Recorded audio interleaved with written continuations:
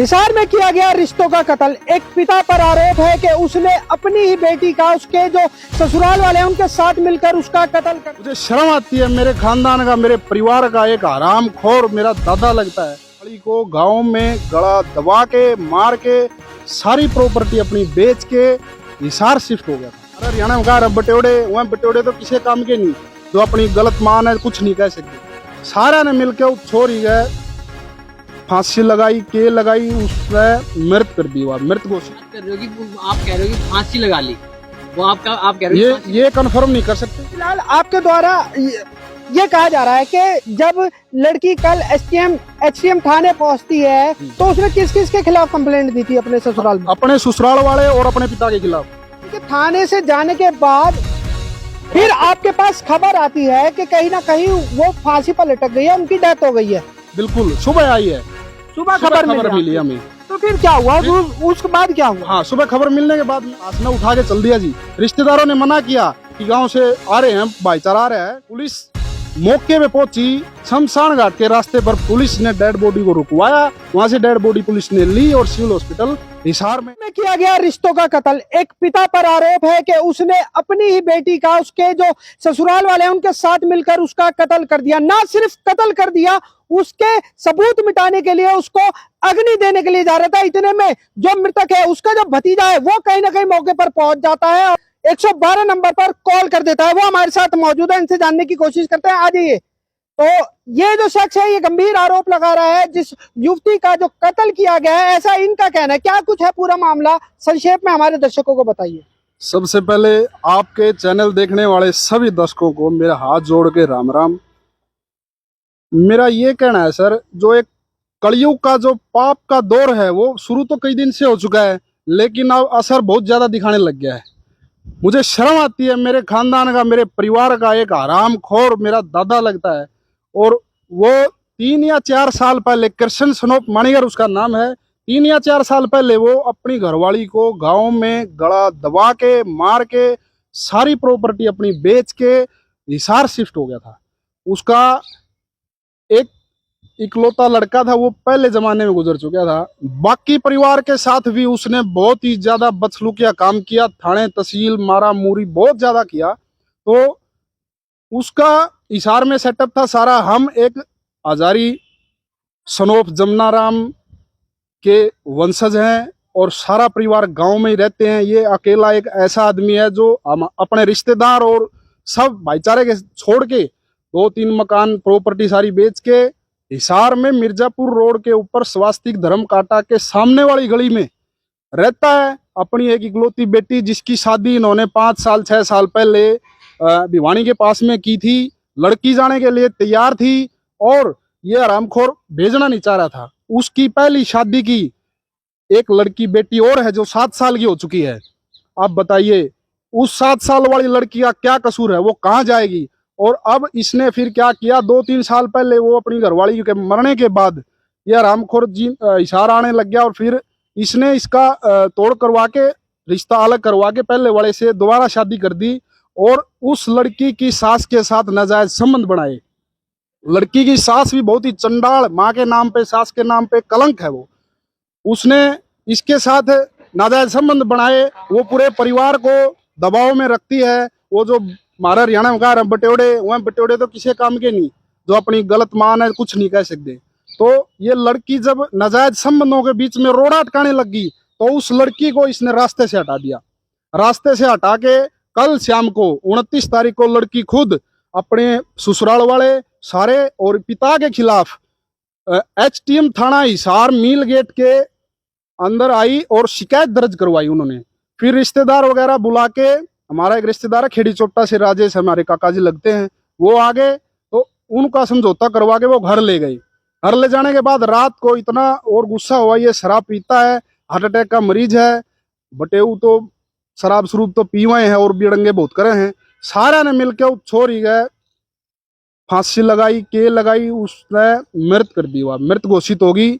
सुबह रिश्तेदारों के पास इसने रो धो के फंड करके फोन किया कि भाई ऐसे ऐसे बात होगी, आ जाओ, बेटी तो फांसी झूल गई।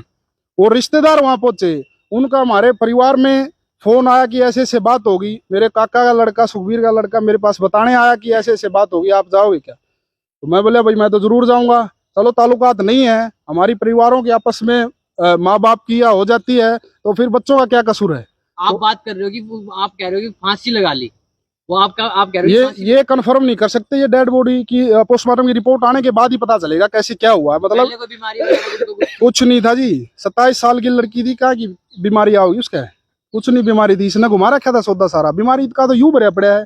अच्छा, फिलहाल आपके द्वारा ये कहा जा रहा है कि जब लड़की कल एचसीएम थाने पहुंचती है तो उसने किस किस के खिलाफ कंप्लेंट दी थी अपने ससुराल में? अपने ससुराल वाले और अपने पिता के खिलाफ, और रिश्तेदार भी उनको मना के लेके गया है। थाने वाले से पूछ लो, हार्ड कॉपी निकलवा लो उसकी ऑफिशियल कॉपी। अच्छा, तो यानी कि थाने से जाने के बाद फिर आपके पास खबर आती है कि कहीं ना कहीं वो फांसी पर लटक गई है, उनकी डेथ हो गई है। बिल्कुल, सुबह आई है, सुबह खबर मिली हमें। तो फिर क्या हुआ? उसके बाद क्या हुआ? हाँ, सुबह खबर मिलने के बाद मैंने, मेरे जो और परिवार के उसके वो 3 भाई हैं सगे माजाए, वो 2 भाई मना कर गए, और भी हैं वो भी मना कर गए कि मैं बोला जी खानदान की बात है, अगर एक पिता अपनी बेटी को ऐसे ही मारता रहेगा और एक ससुराल वाले पति और सास और बाकी सब लोग मिलके मारते रहेंगे, कहाँ हम बच्चों को शिक्षा देंगे। और खानदान की बात आ गई, मेरे से रह नहीं गया। हम एक अच्छे खानदान से लिंक रखते हैं, ये रामजादे नकली आदमी पैदा हो गए इन वजह से। फिलहाल आप मुझे ये बात बताइए, जिस समय वो बॉडी को लेकर जा रहे थे तो क्या आपने 112 पर कॉल किया था? हाँ। फिर क्या हुआ? उसके बाद क्या हुआ? जो रिश्तेदार सुबह वहां बॉडी के पास पहुंचे, जिसके पास इसके पिता ने फोन किया, राजेश मेरे काका जी हैं खेड़ी चोपटा से, उनका मेरे को मैसेज मिल गया। मैंने उनके पास फोन किया कि हम आ रहे हैं, आप डेड बॉडी को मत उठाने देना, हम आ रहे हैं। फिर इस लड़की के पिता का मेरे नंबर पे फोन आया, मेरे पास रिकॉर्डिंग है, बोला कि बेटा मैं तुम्हारा दादा बोल रहा हूँ कृष्ण। मगा जी अच्छा। बोला तू कड़े है घर है? मगर मैं तो, बोला तू गांव में है? मैं हाँ मैं गांव में हूँ। इतनी बात कहते काटिया। दोबारा मैंने कॉल करी, मैं बोले मखा दादा लाश न ठाइए ना, हम अंतिम संस्कार करा के जावांगे बढ़िया डाल। बोला रहने तो क्या ना बात, जो भाई बोई नाच रही है, बोला और पंगा हो जाएगा, रहने तो क्या ना। इतनी बात कहते काट के और लाश न उठा के चल दिया जी। रिश्तेदारों ने मना किया कि गांव से आ रहे हैं, भाईचारा आ रहा है, तो आप कम से कम इसको रोक लो, 5-10-20 मिनट में आ जाएंगे। हमारे पास गाड़ी थी, सारा सौदा था।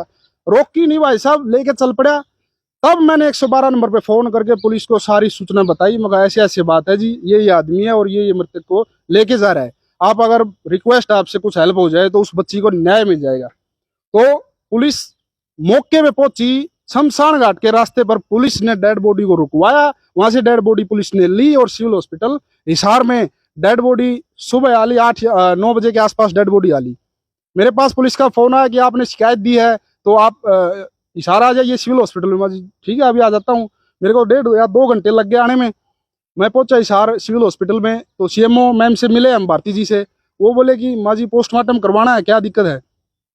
वो बोले कि आप थाना से डॉक्यूमेंट ले आइए, वो मतलब भेज देंगे डॉक्यूमेंट तो हम पोस्टमार्टम चालू कर देंगे। जब तक वो कुछ रिपोर्ट वगैरह नहीं देंगे तब हम कहाँ से चालू करेंगे। ठीक है जी, हम थाना में गए। पुलिस वाले बोले आप थाना में आ जाइए, शिकायत करता हो। हम थाने में गए, ये हमें देख के लाल पीले हो गए सारे। इसने खुद फोन करके मेरे भाई को बोला मेरा तो नाश हो लिया, मेरा छोटा भाई बंटू को बोला मेरा नाश हो लिया, मेरा जो रास्ता में होगा सारे ने उड़ा दूंगा। किसने बोला? किसने बोला? खुद लड़की के पिता ने। अच्छा। और उसके खुद छोटे भाई रोहतास को बोला फोन करके। तब मैं एसएचओ साहब को बोला कि मेरा पर्चा दर्ज कीजिए, मैं शिकायत करूंगा, मुकदमा दर्ज कीजिए, आप जो निष्पक्ष होगा वही कीजिए, लड़की के साथ न्याय होना चाहिए, पोस्टमार्टम करवाइए आप, और रिपोर्ट चाहिए हमें आज ही। तो उन्हें गुमराह किया।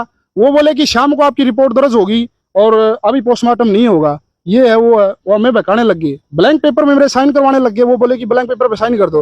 मैं बोला क्यों कर दूं, कुछ तो लिखो इसके ऊपर। कौन करवा रहे थे ब्लैंक पेपर पर साइन? एचटीएम थाना वाले। अच्छा। एक था पुलिस वाला, नाम मैं नहीं जानता।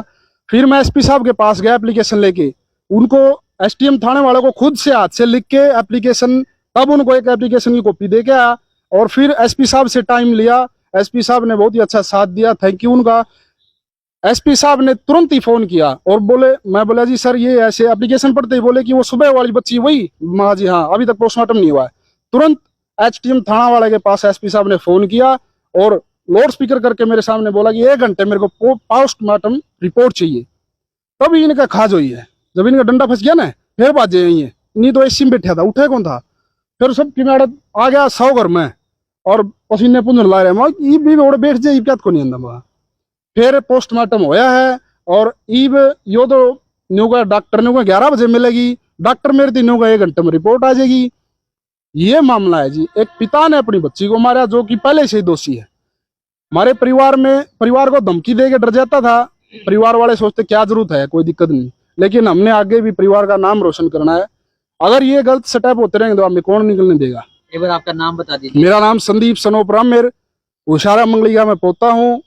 मंगली सनोप हजारी, सनोप जमुना राम। तो दोस्तों फिलहाल ये तो थे ये। अभी पुलिस अधिकारियों से जानने की कोशिश करते हैं कि पुलिस का क्या कुछ वर्जन है। एसएचओ साहब से जुड़ेंगे, उनसे भी जानने की कोशिश करेंगे कि आखिर पूरा मामला है क्या। हमें सूचना मिली थी सुबह कि भाई एक लड़की का उसके बाप ने मर्डर कर दिया और उसको दाह संस्कार करने के लिए शमशान घाट लेके जा रहे हैं।